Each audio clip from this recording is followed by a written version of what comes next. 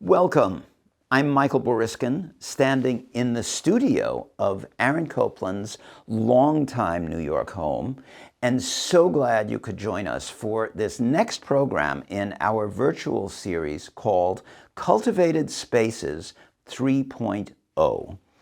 If you have watched our previous two programs in this series, you will know that each of these programs spotlights the fellows of our 2022 Cultivate Emerging Composers Institute and presents the premieres of the new works we commissioned from these marvelously gifted artists, especially for this.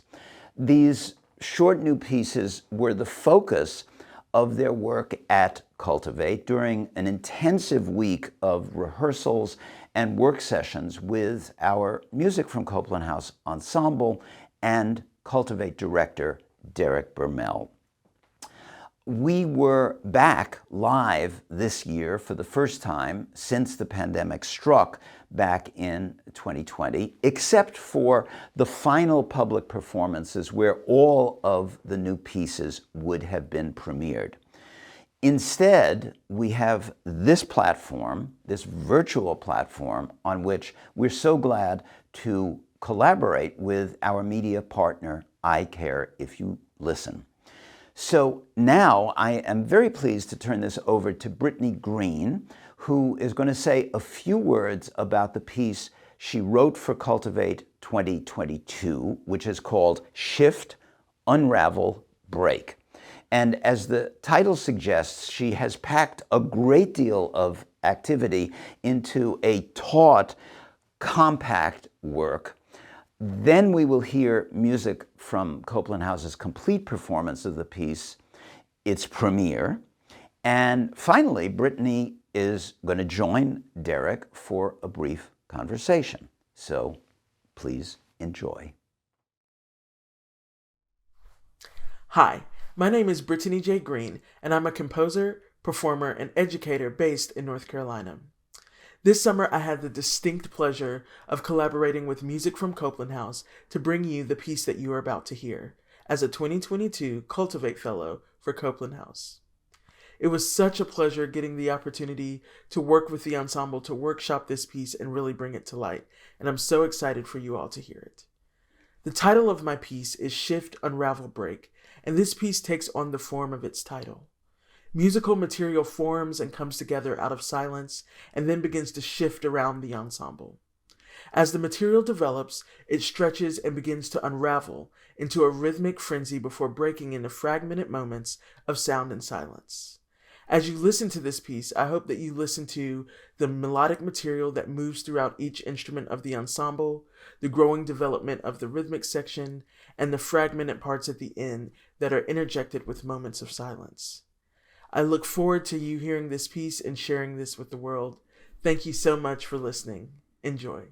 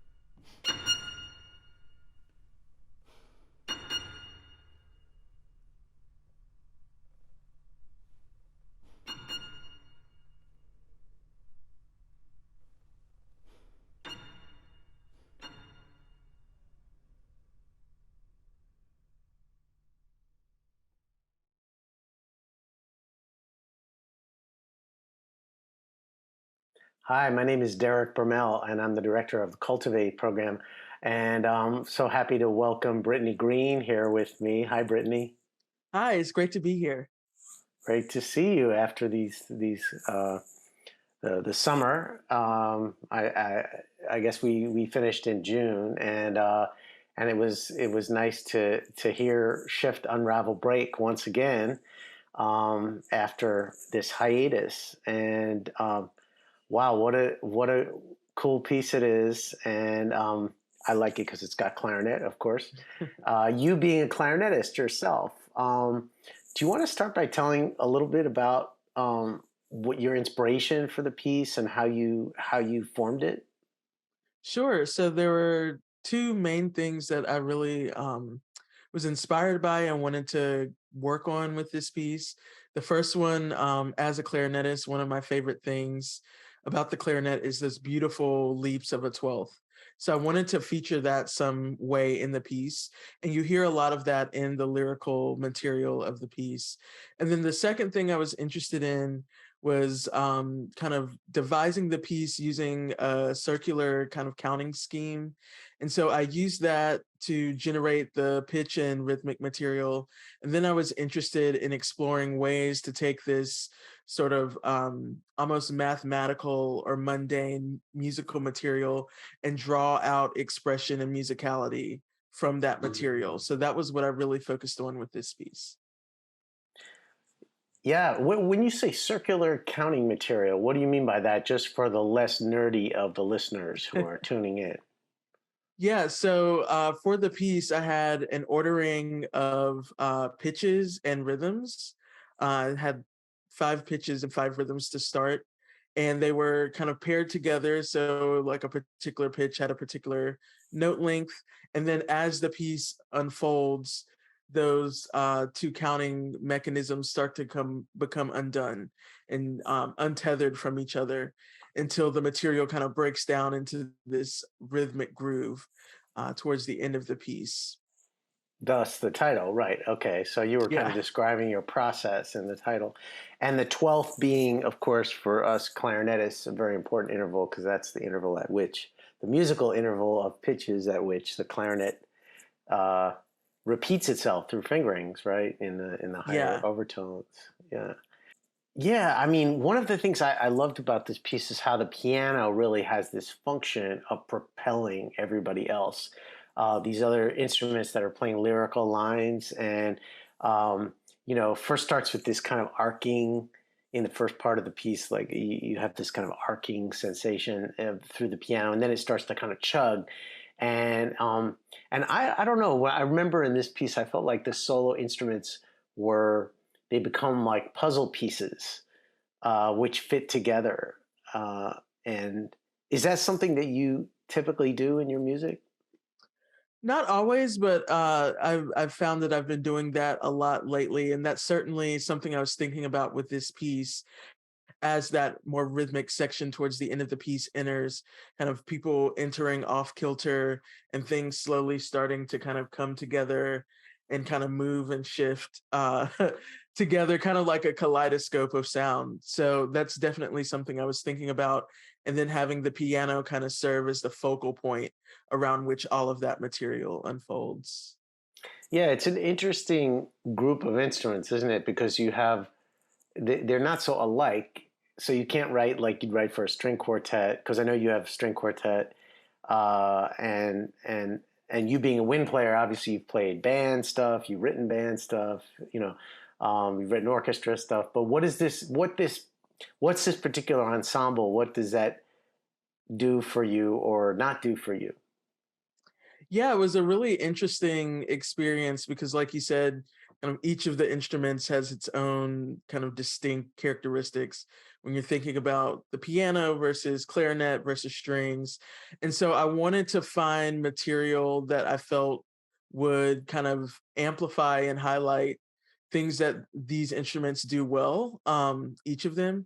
And so one of them, kind of going back to the lyrical section at the beginning of the piece, those beautiful leaps are things that can sound great in strings or in woodwinds. And so that was, perfect for being able to highlight the 12ths that I was interested in highlighting with the clarinet part. And then when we move towards the rhythmic part, really kind of digging into the color palette of the strings in terms of articulation and exploring how the clarinet can fit into that. And even exploring ways that I wasn't thinking about, like having the clarinet double with the piano on those low notes, which gives it this very unique timbre when those low notes come in with this kind of woody, airy sound from the clarinet with the percussiveness of the piano. And so like that was something unexpected that kind of emerged as we workshop the piece that I didn't think about before. So that was really exciting, is kind of taking these instruments I've worked for before, written for before in different settings, and kind of exploring new ways for them to interact together. Yeah, and you were mentioning the workshop process. What was that like, and is that something that you enjoy, or I mean, did the piece end up benefiting from that, you felt, or? Yeah, I definitely think the piece benefited from that. And it was a really great experience and a joy to work with music from Copland House. They all just are brilliant musicians and had a lot of wonderful feedback. And it was fun getting the chance to experiment and try things, which, you know, we don't always get as composers. Sometimes you have to write the piece and that's the piece. So it's always really nice to have some time to sit with the material with the musicians and kind of experiment and explore and figure out ways to kind of amplify what's already there. And sometimes as a composer, you find new discoveries because you're not thinking of the instrument in the exact way that performers are who are masters at these instruments. So sometimes they have ideas like, I see you're trying to do this here. What if I added this or slightly adjusted that? And you discover it just opens up a world of possibilities for the piece. So I really enjoyed having the opportunity to workshop it over the week. And what about your own playing? I mean, are you still actively playing clarinet? Are you doing much in that regard now? Not too much. I've been focusing on composition and then performing with electronics. But I'm hoping in this year that that'll kind of come back into play, because there is just something that you get from playing that kind of also feeds into your work as a composer, I find, that I'd love to kind of rekindle and get back into. Yeah, I mean, I find that there's nothing like, getting with really wonderful musicians and making music together. As much as composing is can be fun, but it's very solitary. And what's next for you? What else are you working on now? Yeah, so I'm working on a couple of band pieces. I just finished a grade 2 band piece, and I'm working on a grade 5 band piece. And just finishing up my degree, starting the dissertation process, and kind of moving forward with that. You're in North Carolina now? Is that where you Yes, are? I'm in Durham, Yeah, North Carolina. right. And what is that like, band? I mean, as opposed, what are the things you think about as a composer when you're writing for band that completely differ from writing chamber music, for example, or writing film music? You've worked with film too. Yeah, it's kind of interesting because of my background. So I grew up in band, and that kind of is what started my interest in composition. And so when I first started composing, that's primarily what I was writing, was band music.